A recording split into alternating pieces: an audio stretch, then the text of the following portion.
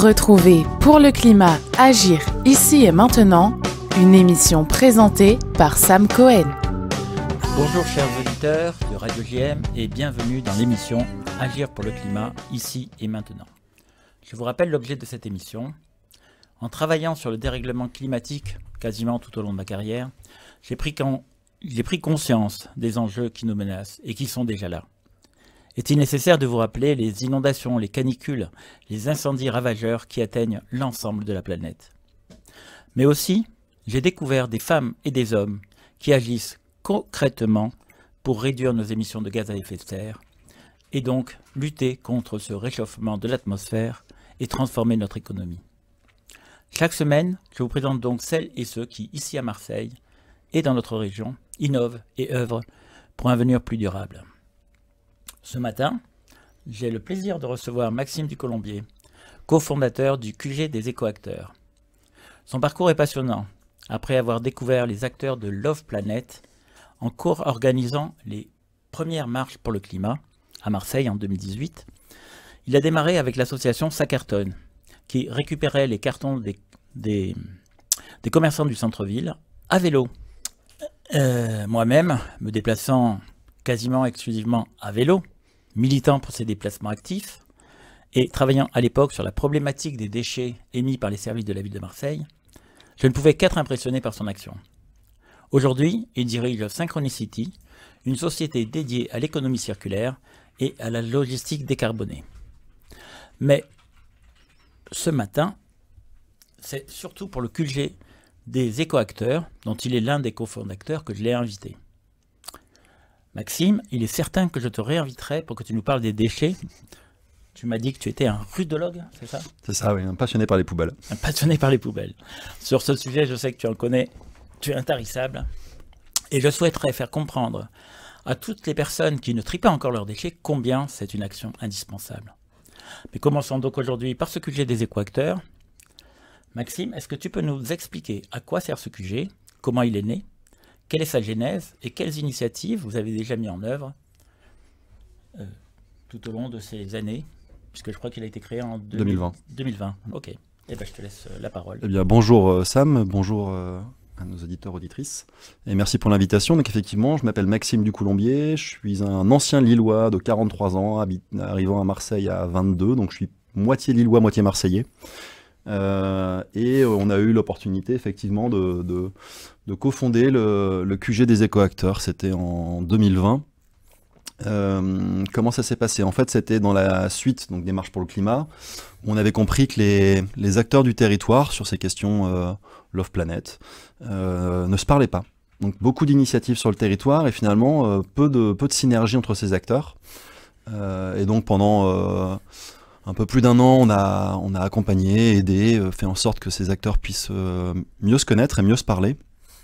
Et finalement, on a eu l'opportunité, on nous a fait visiter ce local, c'est un organisme d'État qui s'appelle l'EPF, l'établissement public foncier, qui accompagne les collectivités dans la gestion du foncier, dans le cadre de plans de réaménagement des villes, qui avait entendu parler de ce qu'on faisait sur la partie de collecte et de valorisation des déchets des petits professionnels de Marseille. Et qui nous a dit, bah tiens Maxime, si tu veux, on a un rez-de-chaussée, ça semble correspondre à ta recherche, c'est dans le centre-ville, pas loin de la gare Saint-Charles, il y a un peu de travail, question déchets, et donc on nous invite à visiter ce lieu. Donc on ouvre les portes, et là on comprend très vite qu'on ne s'est pas tout à fait bien compris. Le lieu est magnifique, hein, c'est un immeuble haussmannien, classé, incroyable, sauf que dès l'entrée, 4 marches en marbre, gigantesques, et donc forcément quand on parle de logistique urbaine, avec les marches, ça fait pas trop le truc. On visite quand même parce que comme on est là on visite, et avec mon associé Vincent on se dit mais en fait est-ce que ça pourrait pas devenir un tiers-lieu, un lieu où on pourrait enfin rassembler l'ensemble des acteurs sur nos thématiques qui nous sont chères, donc la gestion des déchets en économie circulaire et cette logistique tactique, et donc on visite les 3 salles qui nous étaient destinées, ce très grande pièce au rez-de-chaussée, et puis un petit bureau à l'étage et une autre pièce magnifique également en parquet, etc. Et en fait, on découvre par la personne qui nous fait visiter qu'il a un énorme trousseau de clés, passe-partout, mais de Marseille. Et donc on lui pose la question en disant mais comment ça se fait qu'il y a autant de clés sur ce trousseau?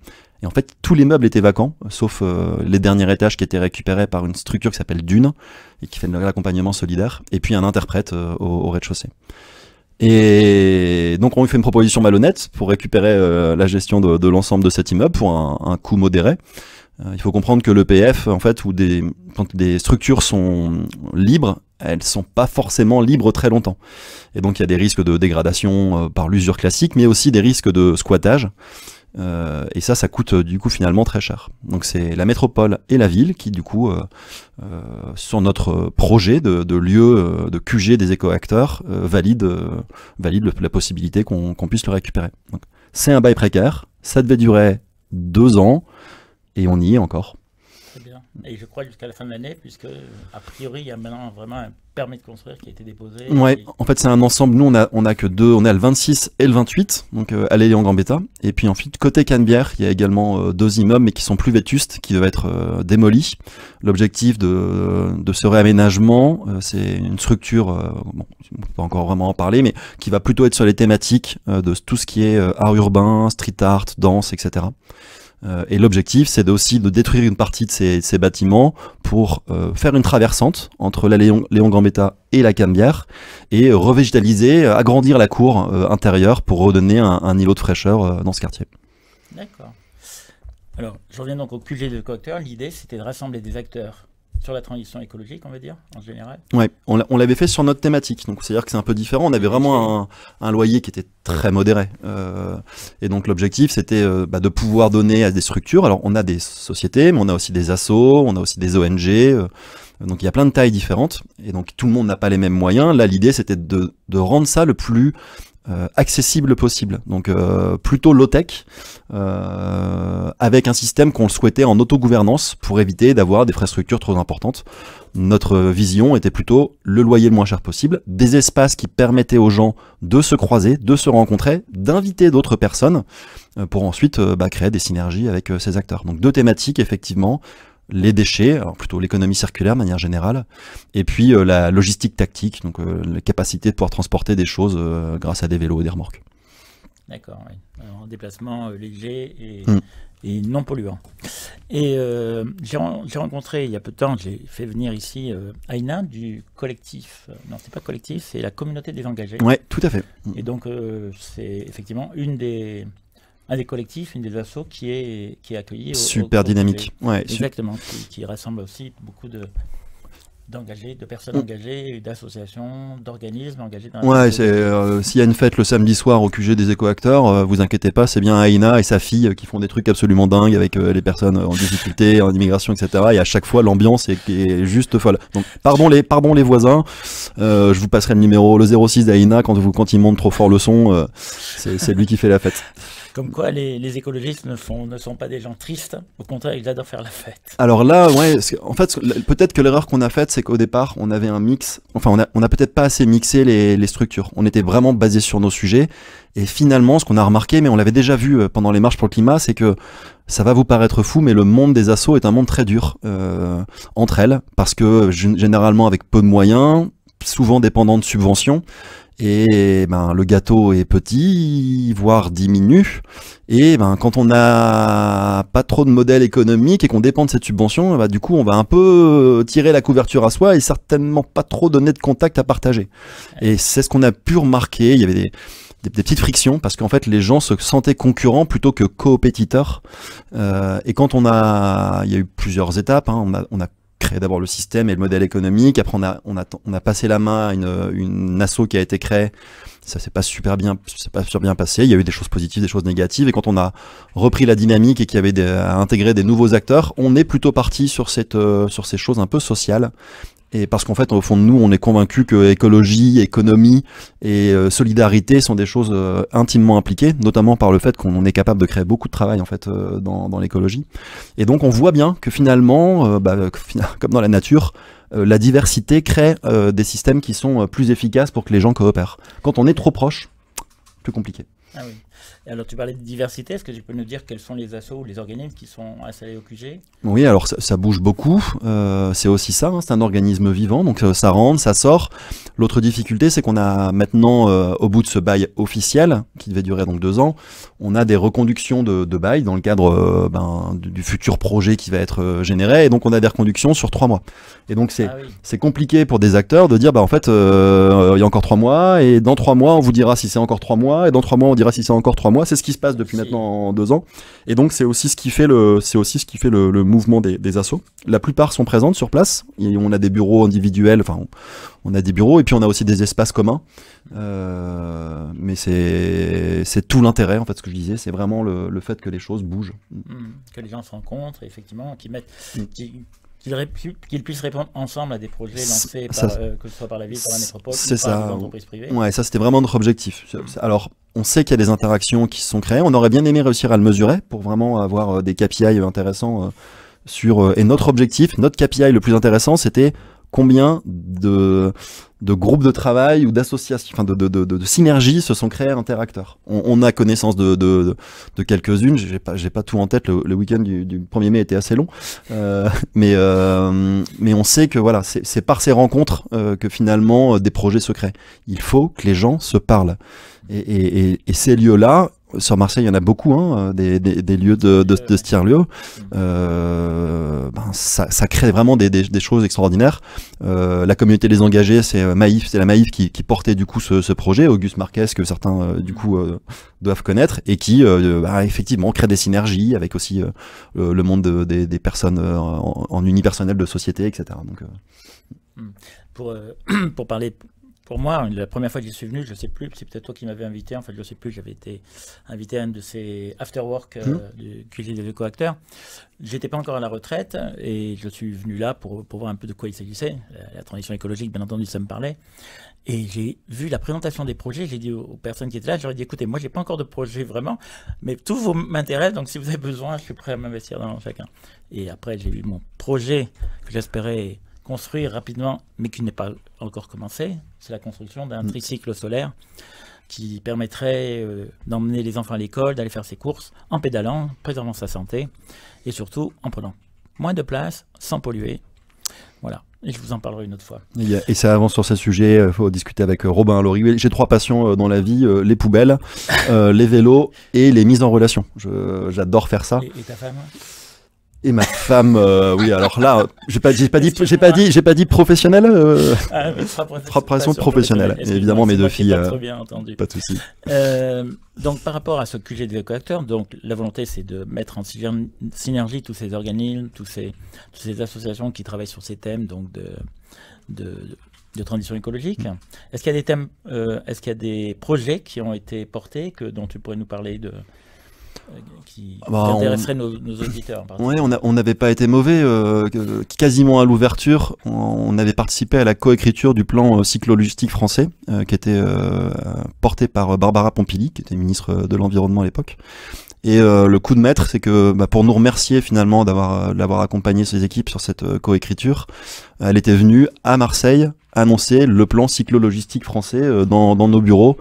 Alors, petite anecdote, quand on avait appelé le préfet pour lui expliquer qu'on allait faire un tour à vélo dans Marseille avec la ministre pour aller voir des initiatives du territoire, j'avais été assez surpris que le préfet nous dise « Mais attendez, vous allez quand même pas faire du vélo à un ministre dans Marseille, c'est trop dangereux. » Bon, résultat, ça s'est bien passé. On a un peu coupé la circulation sur la rue de la République, mais bon, voilà. Et donc ça, c'était... En fait, ça a donné une dynamique. Et puis après, on faisait les apéros du mardi soir, parce que quand on sait pas réunir les gens, vous mettez apéro dans une invitation, vous allez voir que tout d'un coup, les gens viennent. Et donc, c'était une fois par mois, un mercredi, tous les premiers mardis du mois, qui a été repris d'ailleurs... la Maïf, mercredi, je sais plus. Et on donnait des thématiques. Donc par rapport aux acteurs qui étaient là, donc on avait fait les déchets, la mobilité, la logistique. On avait fait quelque chose sur l'art. On avait fait quelque chose sur les productions locales avec comment elle s'appelait, une structure qui importe du café. Enfin voilà. Et donc ces thématiques permettent en fait de regrouper des gens. L'objectif c'est vraiment ça. C'est on est tellement, en fait, quand on est tombé dans la marmite verte de l'environnement, finalement, on a l'impression que tout le monde est comme nous et que ça avance à grands pas. Puis quand on regarde un peu plus loin, on se dit, mais en fait, on est tout le temps qu'ensemble. Et donc, c'est comment aussi réussir dans ces lieux à amener des personnes, pas forcément encore engagées, mais sur des thématiques économiques qui les concernent. Et c'est là où on trouve c'est là où on voit qu'il y a des choses assez cool. Tu peux en parler plus? Tu peux développer là-dessus? Ouais, je sais que dans la continuité, juste dans la suite de l'ouverture du QG, on avait aussi participé, on avait fait à peu près une sorte de QG déporté pendant le Congrès mondial de la nature, donc c'était au Parc Chano. Et sur ce Congrès mondial de la nature, il y a eu des rencontres avec des gens comme Plastic Odyssey qui ont pu rencontrer certains de leurs partenaires financiers. Plastic Odyssey, un bateau qui fait le tour du monde pour développer des systèmes low-tech. Je sais les plastiques dans l'océan. Non, eux, en fait, ils expliquent juste que le plastique qui est à terre a de la valeur, et donc ils disent aux mecs, en fait, arrêtez de jeter vos billets par terre. Votre plastique, c'est de l'argent. Et donc, pour ça, il faut des solutions plutôt low-tech. Donc, et eux, leur bateau d'expédition transmet les bonnes pratiques de l'ensemble des rencontres qu'ils ont fait sur différents continents pour faire en sorte que ces techniques se partagent et puissent se développer. Il y avait un truc que j'aimais bien, il y avait il y avait Jérôme Zindi avec son vélo solaire qui était là et qui avait aussi pu créer des interactions. Il bosse maintenant avec Alexandre Piquera qui le représente en termes de communication. Bon, évidemment, il y avait les équipes comme Un Déchet par jour, mais eux qui connaissaient beaucoup l'écosystème. Et puis c'était les rencontres plutôt politiques, parce que c'est pas que citoyen, c'est aussi que les politiques puissent prendre ce truc-là. Un autre, alors son nom m'échappe, ils ont des machines qui permettent de redonner de la vie aux piles. Et ils ont rencontré, du coup, c'était le groupe Boulanger, si je dis pas de bêtises, et qui les ont accompagnés justement sur le développement de leur structure. Après, on initie beaucoup de choses. C'est assez rare que les gens nous fassent des retours. Donc, on sait qu'il y a des choses qui se passent, mais finalement, en fait, moi, l'objectif, c'est que ça se passe. C'est vrai que de temps en temps, quand tu dis, ah, bah tiens, c'est cool parce que tel jour, j'avais rencontré telle personne et je trouve ça sympa. On avait fait rencontrer l'asso, encore une fois, désolé, ma mémoire est bizarre, Paola, qui fait les fresques en mosaïque sur les bancs de la Corniche, et qui a rencontré une personne qui l'a accompagné justement pour aller chercher les bons leviers en termes de communication ou les enjeux politiques qu'il y avait. Donc c'est vraiment ça qu'on va chercher. Et d'ailleurs, moi j'ai rencontré, tu parlais des piles, moi j'ai rencontré quelqu'un qui recycle, non, qui remet en état les batteries des vélos électriques. Ouais. Et justement, il est au QG aussi, ouais, tout à fait. Alors après, quand il est venu avec ses batteries, qu'il commençait à les bricoler dans le QG, il fallait faire un peu attention, c'est un peu fragile ces petits trucs-là, surtout quand on commence à les ouvrir et les manipuler. Et donc Sébastien, assez rapidement, puis il monte en puissance, hein, c'est une structure qui est à suivre, et il fallait qu'il trouve des locaux plus adaptés pour pas, en termes de risque, ouais, tout à fait.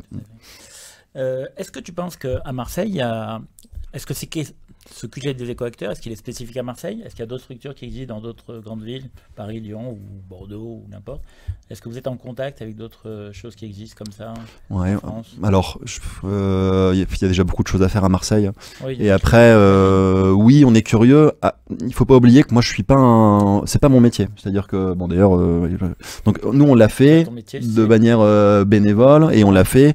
Et l'objectif qu'on avait, donc avec Vincent, mon associé, sur ma société, l'objectif c'était de passer la main rapidement. Donc on a créé le système, le modèle économique, l'ensemble des outils qui permettaient d'avoir un demi-salarié pour s'occuper de toute la partie administrative, mais nous on voulait passer la main parce qu'en fait on a beaucoup de choses à faire, et un peu dans le principe des SIC ou des coopératives, je pense que le système est plus efficace quand il est construit de manière collégiale. Donc on a assez rapidement, une fois qu'on avait lancé cette dynamique, passé la main à une structure qui avait pris le relais. Donc oui, je suis curieux par rapport à ce qui se passe dans le reste de la France, et évidemment que Marseille n'est pas une exception en termes de tiers-lieux. Je pense que peut-être notre différence, c'est le nombre. Je trouve qu'il y en a beaucoup, peut-être trop. En même temps, la diversité, de nouveau, c'est ce qui fait le truc loot. Il y a le Fab Lab qui a repris la main et qui prend ces thématiques économie circulaire et qui fait ça très bien. Toute la difficulté, c'est ensuite, après il y a la ruche, après il y a toute une flopée, la cité des transitions qui vient également d'arriver. Donc une partie d'ailleurs des acteurs qu'on avait au QG sont maintenant à la cité des transitions. Et après, la difficulté, c'est le modèle économique. C'est-à-dire que soit vous mettez en place un système avec de la veille sur les marchés, avec des keepers qui vont s'occuper de vous, mais dans ce cas-là, ça se traduit par un loyer plus cher, des boissons payantes, et ce genre de choses. Or, nous, notre vision, c'était get cheaper, get better, et donc le moins de frais possible pour faire en sorte de laisser les assos finalement, ou les structures qui étaient là, faire ce qu'ils veulent avec leur argent. C'est vraiment leur donner les moyens, même avec très peu d'argent. On était à 8 € le mètre carré, un peu plus après quand on a su que la taxe foncière était effectivement un autre charge. Donc ça doublait les montants des loyers. Ouais. Mais c'était cette vision. Pour nos auditeurs, comment ils peuvent vous rejoindre? Donc tu parlais du premier mardi du mois, donc il y a ces afterwork qui permet de vous rejoindre, de venir écouter les projets que vous présentez, ou venir présenter son propre projet, si on a comme moi un projet dans la tête et qu'on essaie de trouver des partenaires. Donc c'est venir le mardi soir, c'est je crois vers 18h, non? Ouais, en fait c'est vraiment Aïna qui a pris la dynamique et qui fait ça. Et puis il y a Auguste Marquez donc de la Maïf. Si vous allez sur LinkedIn, vous allez voir, il fait des posts là-dessus et ça vous donne une vision. Après il y a plein de trucs qui se passent et on n'est pas au courant. Et c'est super cool. Alors, t'entends, on voit la salle de résa, t'entends, ils ont oublié de réserver. Mais en fait, c'est aussi ça qui est sympa. Là, pendant l'Aïd, on arrive dans la cuisine, il y avait 25 jeunes qui étaient en train de faire à manger. J'avais pas vu passer l'info, quoi. Donc, même nous, finalement, on voit pas forcément tout ce qui arrive. Tu parles de LinkedIn, mais est-ce qu'il n'y a pas aussi un site internet du QG il me semble qu'on a... alors on avait fait un site internet qui doit s'appeler le QG des éco-acteurs, mais je pense pas qu'il soit bien à jour. C'est vrai que dans la troisième phase, et puis encore une fois, c'est cette difficulté du temps long, c'est-à-dire qu'on est maintenant plutôt sur des temps précaires, et donc c'est difficile de mettre de l'énergie dans des projets où on ne sait pas si dans 3 mois ils seront encore présents, quoi. Parce que c'est un bail précaire et que on suivra évidemment nos engagements, et quand l'EPF nous dira voilà, maintenant c'est fini et dans 1 mois il faut que tout le monde soit dehors, c'est ce qui se passera. Ça aussi, c'est quelque chose qui est assez important. On a été nous un des derniers tiers-lieux qui a été reconduit, parce qu'en fait, ce qui s'est passé, c'est que d'autres tiers-lieux en France qui avaient pu être créés grâce à l'EPF qui mettait à disposition ces locaux vacants n'ont pas forcément respecté les règles du jeu. Et je le comprends, hein, quand on met 2-3 ans dans un projet et que tout d'un coup on dit voilà, c'est fini. Ah ouais, mais non, parce que j'aimerais bien rester encore un peu. Oui, mais dans le contrat, il était marqué bail précaire 2-3 ans, plus c'est cool, et si c'est pas plus, c'est pas plus. Et ça, il y a eu 2-3 freins. Ces structures-là ont après la presse, et donc du coup, ça faisait les gentils contre les méchants. Et donc, l'ensemble du national de l'EPF étant venu voir ce qu'on faisait, ce qui était un peu différent des autres trucs, ils avaient compris notre vision, et on a encore la chance d'être reconduit régulièrement, mais l'EPF a définitivement arrêté la mise à disposition des lieux. Ça a peut-être changé depuis, mais il y a 1 an, c'était ok, puisque c'est comme ça, c'est niette, et on préfère que les lieux restent vides plutôt que d'avoir des ennuis avec les structures qui ne respectent pas les contrats qui ont été passés. Ok. Ton conseil pour agir donc aujourd'hui pour lutter contre ce dérèglement climatique qui est là? Alors qui suis-je pour donner des conseils, et en même temps j'adore ça. Quelqu'un de très impliqué. Oui, très impliqué. Il y a un truc déjà qui est assez cool, c'est que je viens pas du tout de ce monde-là. Mais alors pas du tout. C'est-à-dire qu'en septembre 2018, quand mon cousin, quand je me fous de la gueule de mon cousin en me disant qu'il va organiser une manifestation pour le climat, et que je lui dis écoute, si t'as 200 personnes, je viendrai te filer un petit coup de main, et qu'il se retrouve à organiser des trucs de 2000, 8000, 15 000, donc beaucoup de monde, hein, 15 000 c'est la Canebière remplie, hein. Et du coup on découvre toutes ces énergies complètement incroyables. Et puis on s'intéresse à des sujets qui ne nous concernent pas. La première, c'était une réunion métropole sur quoi faire des poubelles alors qu'on vient de requalifier tout le centre-ville de Marseille, piétonisation de la Canebière, ZFE, etc. Et comment on fait pour que les poubelles arrêtent de déborder. Mais moi j'y connais rien. Et puis finalement, donc ça c'était 2019, on est en 2025. Et je peux dire que je suis expert sur ces sujets. Je forme des élus, alors peu sur le territoire, mais par contre ailleurs, oui. On s'est occupé des Jeux Olympiques, on a été le site éco-exemplaire français, donc les Marseillais ont appris au reste du monde à traiter les déchets, ce qui est quand même assez cocasse. Et donc c'est ce truc-là qui est assez cool. Donc, ne pensez pas que vous ne pouvez rien faire. faites ce qui vous semble facile. Commencez par le facile. Vous mettez pas martel en tête sur essayer d'être parfait. La perfection, ça n'existe pas. D'ailleurs, la perfection est ennuyeuse. Et puis, soyez curieux. Regardez, l'innovation, elle vient souvent de prendre des bonnes idées à droite à gauche et de faire en sorte que les gens bossent et qu'ils sont en interaction. Donc, rejoignez déjà, si vous avez des projets, regardez déjà ce qui existe. Allez les rencontrer, peut-être mettez-vous à la disposition de ces projets. Je trouve que de réinventer la roue, ça disperse les énergies, mais clairement, la curiosité et l'envie de faire. Et une fois que vous avez ça, vous allez trouver votre truc. Moi, je suis pas de bol, je suis tombé dans les poubelles. J'aurais préféré étudier les coraux dans les fonds et ça m'aurait permis de voyager sans rien savoir des problèmes avec l'avion et d'être passionné par les coraux et les petits poissons. Bon, moi, c'est les poubelles. J'espère que vous trouverez votre passion et donc faites de votre travail votre passion. Vous allez voir, c'est cool pour se réveiller le matin. Un peu stressant. Beaucoup d'énergie, mais beaucoup de bonheur quand ça marche. Exactement. Maxime, merci beaucoup pour ces conseils très positifs. J'ai adoré t'écouter et je te l'ai dit, tu reviendras pour nous parler des déchets. Ouais, où on fera une émission directement délocalisée. Bienvenue ceux qui veulent découvrir ça. On a un hub qui est au cours Lyoto, donc c'est un ancien truc de moto. Maintenant, il n'y a plus que des vélos et puis pas mal de déchets, des ressources. Et on traite les déchets des artisans, commerçants, restaurateurs du centre-ville. Venez voir. En fait, venez découvrir, venez regarder ce qui se passe sur le territoire. C'est inspirant, passionnant, et puis ça rassure sur le fait que l'humain est quand même capable de faire des trucs assez cool. Ouais. J'espère, moi aussi. C'est très positif en tout cas. Merci Maxime. Merci à vous de nous avoir écoutés. Je vous donne rendez-vous donc jeudi prochain pour la suite des émissions. Je ne sais pas encore qui sera là, mais vous aurez quelqu'un, c'est sûr. Bonne journée, à très bientôt et bonne semaine. Merci, bonne semaine à tous et toutes. C'était Pour le climat, agir ici et maintenant, présenté par Sam Cohen.